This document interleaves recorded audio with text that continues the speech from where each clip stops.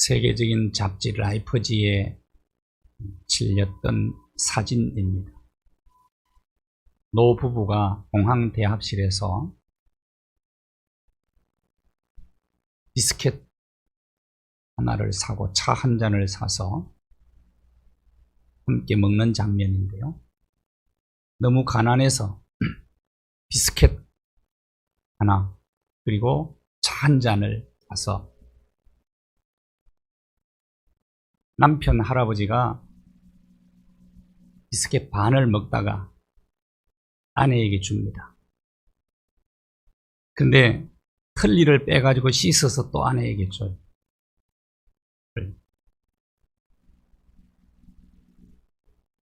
틀니를 할 수가 없었어요. 가난해서.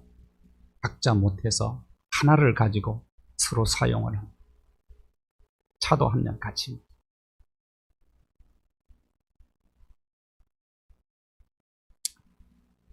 비스켓도 하나, 차도 한 잔, 틀니도 하나, 마음도 하나, 생각도 하나. 어느 부자보다도 이 노부부는 행복하게 사는 거죠. 2022년 한 해를 이 부부의 마음으로 살아가면 참 좋겠습니다. 서로 배려하고 이해하고.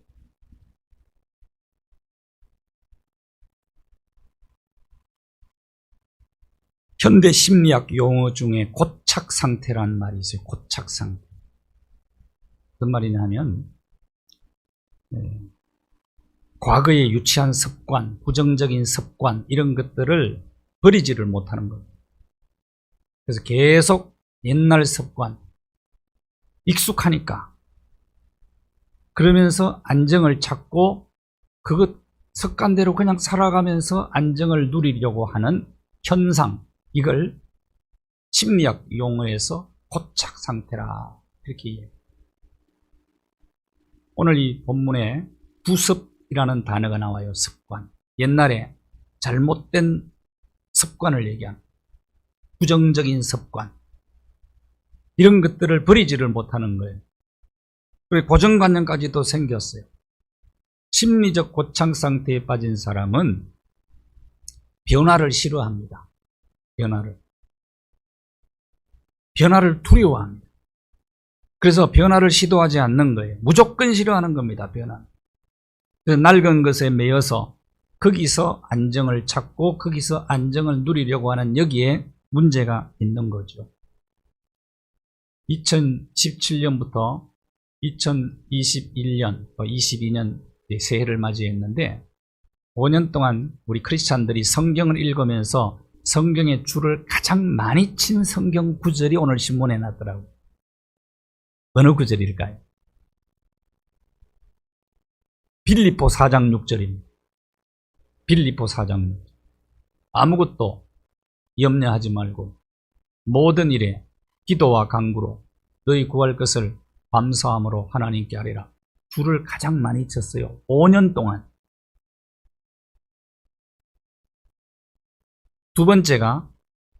올해 두 번째가 마태복음 6장 33절인 너희는 먼저 그의 나라와 그의 의를 구하라. 세 번째가 빌립보 4장 7절이에요. 7절. 같이 한번 읽어볼까요? 7절입니다. 시작. 하나님의 평강이 그리스도 예수 안에서 너희 마음과 생각을 지키시리라. 하나님의 평강이 우리의 마음과 생각을 지켜주기를 바라는 마음으로 염려 대신에 기도하고 감사하는 거다. 주의 평강이 여러분의 심령 속에 임하게 되기를 바랍니다. 그런데 거기에 그냥 그것만 안정만 좋아하면 안 돼요. 이건 심리적 고착 상태에 매이면 안 돼. 변화에 적응해야 되잖아요. 세상 너무너무 빨리 변하고 있거든. 얼마나 빨리 변하는지 현기증이 날 정도입니다. 지난주에 읽은 책을 이번 주에 읽으면 옛날 책이 되어버려요. 그렇게 빨리 돌아가는 거예요. 생명은 정지 상태는 없어요. 다 변하는데 나 혼자 안 변하면 그건 퇴보하는 겁니다. 변화의 속도에 맞추지 못하면 벌써 나는 뒤로 물러서고 있는 거죠. 고집 부리면 안 돼. 그래서 과감하게 고정관념을 깨뜨려 버려야 우리는 변화에 적응할 수가 있어요. 변화를 두려워하지 말고 우리 그리스도인들은 변화를 즐길 줄 알아야 합니다. 변화의 파도를 타고 넘으면서 표대를 향하여 힘차게 전진하는 2022년 한 해가 되기를 바랍니다. 예. 근데 이게 쉽지가 않아요. 너무 굳어진 게 많아요. 잘못된 습관, 부정적인 습관에 굳어져 가지고 변화를 조금도 시도하지 않는 겁니다. 싫어합니다. 두려워합니다. 그냥 그대로 안정을 찾고 살아가기를 원하는 거예요. 그러면 변화도 없고 성숙도 없거든. 그러면 계속해서 퇴보하는 인생을 살아갈 수밖에 없는 거죠. 심리적 고착 상태도 문제지만 영적 고착 상태는 더 문제입니다. 오늘 본문은 그걸 얘기하고 있는 거죠. 삶의 주도권을 육체의 욕망에 빼앗기며 살아가는 사람이 우리 주변에 많이 있어요. 사람의 육체는 정신이 지배하죠. 정신은 영이 지배합니다. 정신력이 약해지면 육체의 병이 찾아오는 거예요. 근심거리가 많아서 하룻밤 잠을 설치고 나면은 그 다음에 콜록콜록합니다. 감기가 와요. 내과 의사들의 기록에 의하면 3년 전에 큰 충격을 받으면 3년 후에 암이 발생할 수 있다는 거예요. 암. 육체가 병들면 정신으로 치료합니다. 정신이 병들면 영으로 치료합니다. 영이 병들면 무엇으로 치료할까요? 병든 영혼은 무엇으로 치료할까요? 육체의 정욕을 따라 살아가는 사람들이 있습니다. 주변에. 육체의 정욕을 따라 살기 때문에 이성이 병이 들고 영도 잠들어버린 상태에 있는 사람들이 많이 있어요. 육체의 정욕이 정신을 지배하지요. 병든 이성, 이 영을 지배하게 되면 그 영은 잠들어버리고 마는 거예요. 오늘 본문을 보실까요? 4장 22절입니다. 너희는, 우리 같이 한번 읽어볼까요? 자, 시작. 너희는 유혹의 욕심을 따라 썩어져가는 구습을 따르는 옛사람을 벗어버리라. 썩어져가는 구습을 쫓는 옛사람은 벗어버려야 될 자아예요. 옛사람. 옛사람은 어떻게 사는 사람이라고요? 육체의 정욕을 따라 썩어져가는 잘못된 습관, 부정적인 습관을 쫓아 살아가는 사람을 얘기하는 겁니다. 그 사람은 벗어버려야 된다는. 무슨 말이냐면 육체의 욕심을 따라 살아가는 육체 주도적 인간, 육체 주도적 인간이 있어요.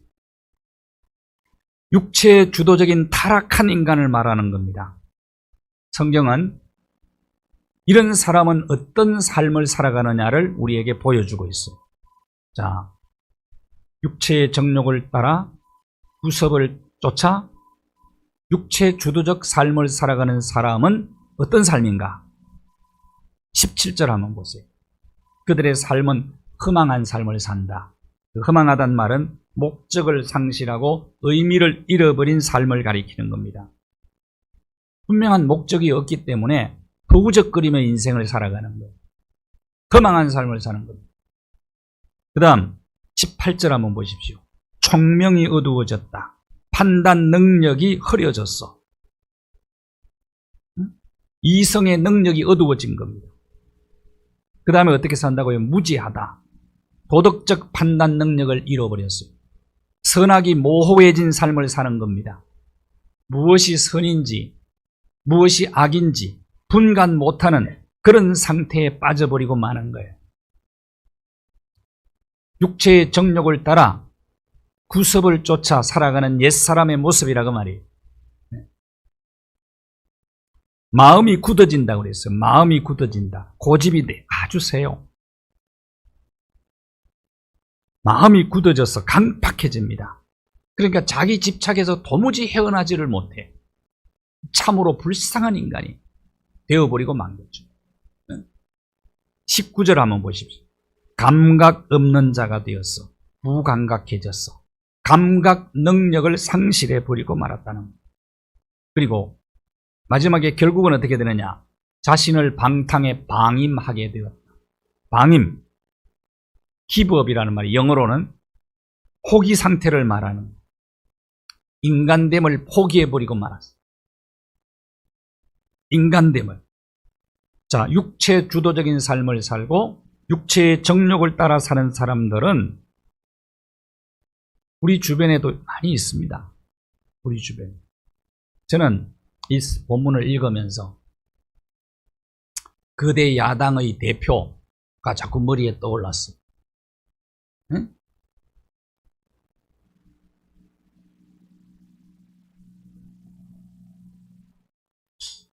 여러분, 야당 대표가 도무지 우리 머리로는 이해할 수 없는 행동을 하고 있는 거죠. 당 대표가. 응? 무책임하지. 가출을 2번이나 했어. 가출을 2번 해가지고 아직도 집에 안 들어와. 그 또 여러 가지 지금 내가 볼 때는 이게 방임입니다. 방임. 사람됨을 포기한 사람 같아. 이해를 못하겠어. 그렇죠. 아니, 사람으로서는 어떻게 그런 행동을 할 수가 있어요? 유치하게 말할 수가 없어요.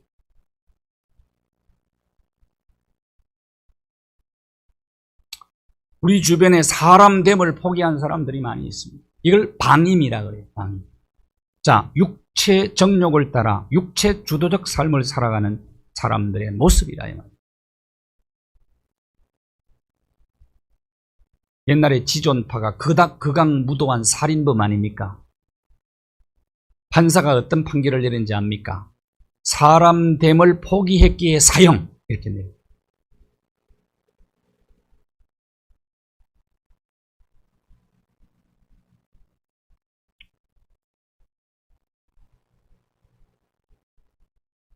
사람으로 살기를 포기한 사람들 많이 있어요.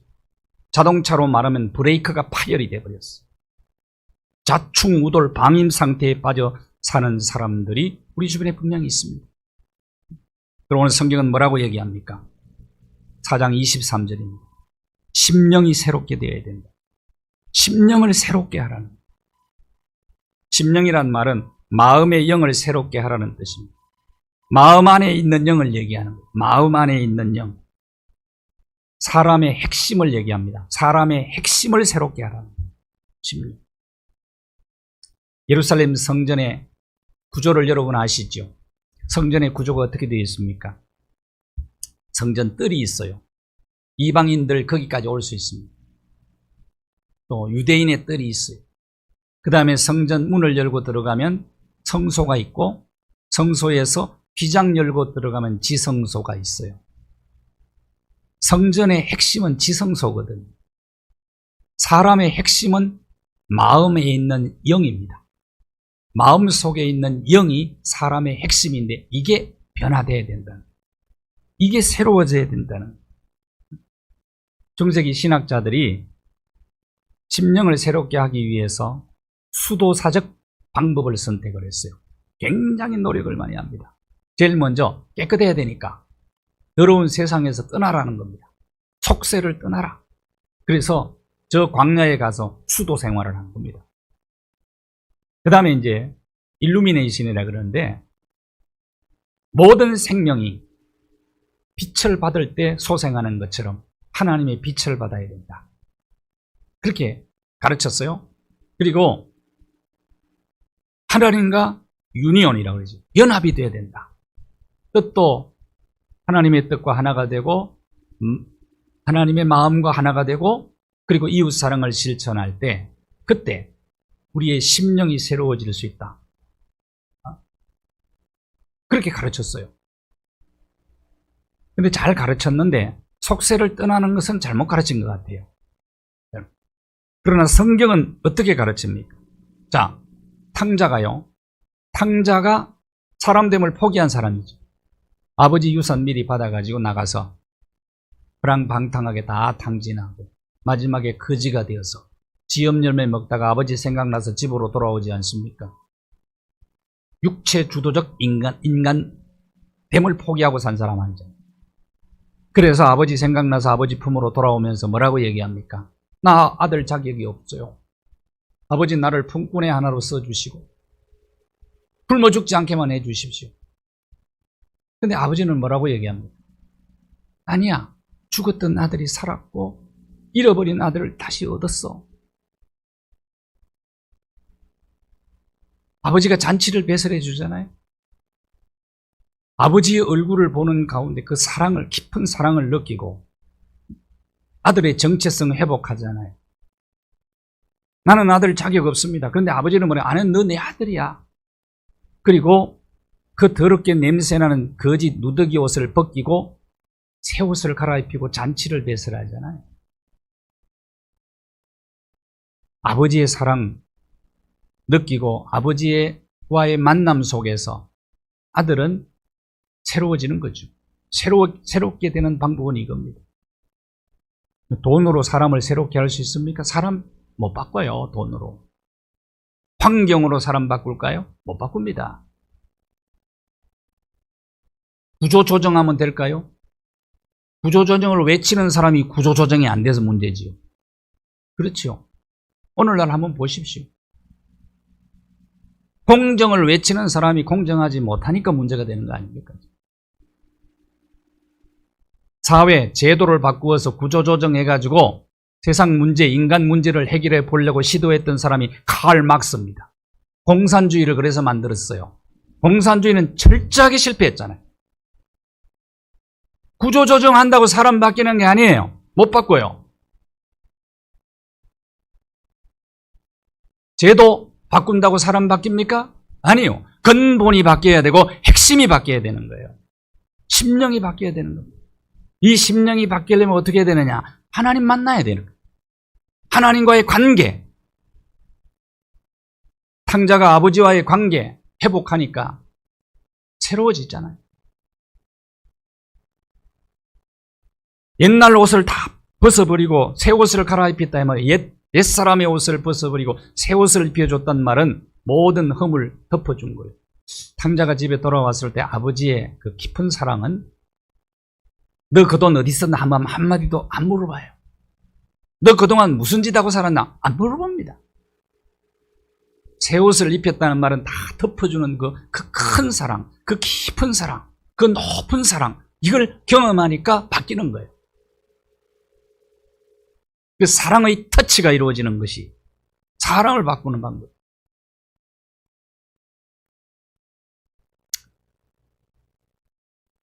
여러분이 2022년 한 해 동안에는 하나님과 사랑의 하이터치가 이루어지기를 바라요. 그러기 위해서는 기도하셔야 돼요.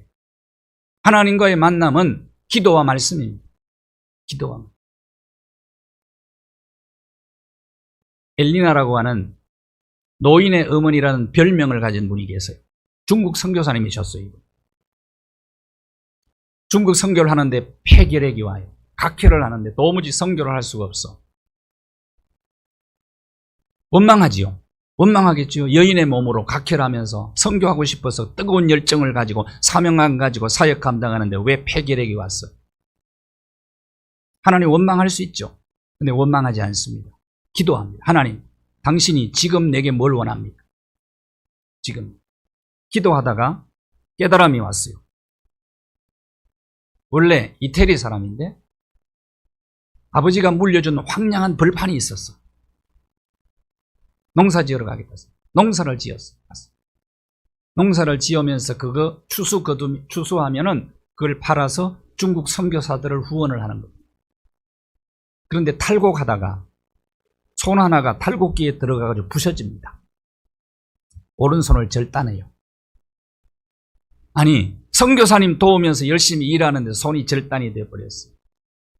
원망할 수 있죠. 하늘도 무심하시지. 하나님 왜 내게 이런 시련을 하필이면 납니까? 왜?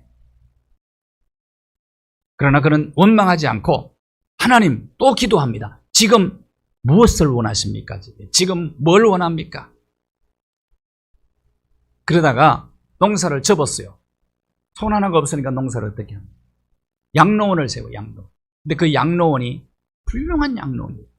1990년에 노벨 평화상 후보까지 오릅니다, 이분이. 이것이 하나님과의 교제 나누는 거거든요. 하나님과의 교제는 범사에 지금 하나님 내게 뭘 하기를 원하십니까? 라고 묻는 기도입니다. 2022년 한 해 동안 이 기도를 저와 여러분이 끊임없이 드릴 수 있게 되기를 바라요. 어떤 일을 만날지 우리는 몰라요. 코로나 상황 속에서 전혀 예측할 수가 없습니다. 또 미래는 원래 우리가 모르는 겁니다. 어떤 상황을 만난다고 할지라도 우리의 심령이 새롭게 되기를 원한다면 인간의 근본이잖아요. 근본, 영이. 마음속에 있는 영이 근본, 이게 바뀌어야 되는 거예요. 이게. 그러기 위해서는 하나님과의 교제가 중요한 거예요. 그러기 위해서는 기도하셔야 돼요.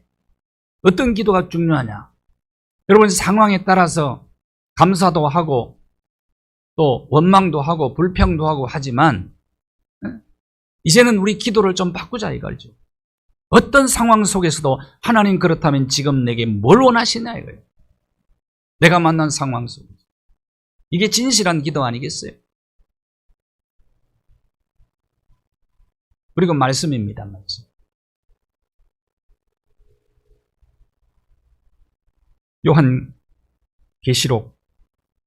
요한계시록 1장 3절을 한번 보십시오. 자, 한번 같이 읽겠어요? 같이 시작. 읽는 자와 듣는 자와 그 가운데 기록한 것을 지키는 자가 복이 있다. 결국은 우리의 심령이 새로워지는 것은 기도와 말씀이에요. 하나님 말씀 읽고 듣고 지켜야 우리의 심령이 새로워집니다.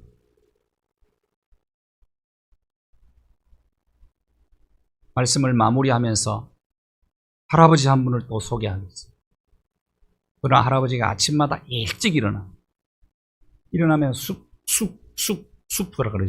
수프를 잘 끓여서 정성껏 준비해서 바이올린을 들고 어딘가를 가. 20km를 가요. 그것이 부인의 묘에 찾아가는 겁니다. 묘. 그분이 86세인데 매일 가는 거예요. 매일. 숲 끓이고 바이올린을 들고 아내의 묘에 가서 숲을 정성스럽게 놓고 바이올린으로 연주를 하고 아내를 불러요.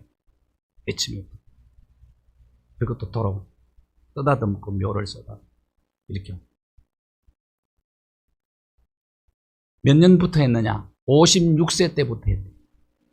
56세, 놀라지도 않네. 56세 때부터 86세까지니까 몇 년 한 거요? 30년을 매일 20km씩 가가지고 쑥 끓여서 바이올린 연주하고 아내 부르고 쓰다듬고 오고. 그러면서 이 할아버지가 놀라운 얘기를 해요. 내 건강 비결이다 이게. 내 건강 비결이다. 왜 이렇게 하느냐고 물었어요, 사람들이. 왜 그렇게 하냐고, 매일 어떻게 그렇게 할 수 있냐고 물었더니 이렇게 얘기하는 겁니다. 아내와 약속했기 때문에. 이런 사람도 이렇게 약속 지킨 사람이 있다면 하나님은 약속 이행에 신실하신 분이신데 선하심과 인자하심이 2022년 한 해 동안에 하나님의 선하심과 인자하심이 정녕 나를 따르리니 하나님의 약속의 언약에 근거한 그 사랑은 변함없이 우리를 지켜주실 것입니다. 우리는 그럼 뭘 해야 될까요? 기도와 말씀으로 하나님과 친밀한 교제를 나누면서 우리의 심령이 날마다 새로워져야 돼요. 새로워져. 그러면서 동시에 심령이 새로워지면서 동시에 여러분 몸을 움직이셔야 돼요. 할아버지의 건강 비결이 뭐였다고요? 될 수 있으면 누워있지 말고 부지런히 몸을 움직이십시오. 다리가 의사라는 말이 있어요. 다리가 의사. 몸을 열심히 움직이지 않는 곳에는 변화의 역사가 일어나지 않습니다. 영육이 건강하여서 심령이 새롭게 되어 여러분 열매 풍성이 거두어 사명 잘 감당하는 2022년 한 해가 되기를 주님의 이름으로 축복합니다. 하나님 감사합니다. 희망찬 한 해를 또다시 선물로 받았습니다.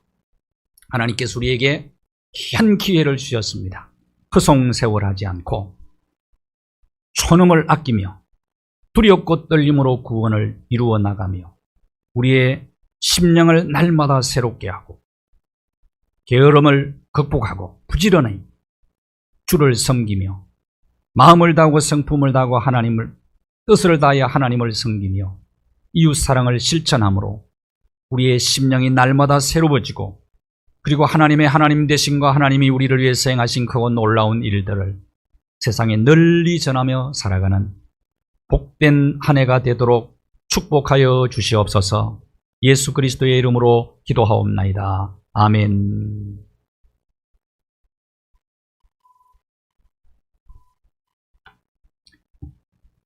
새해 첫 시간에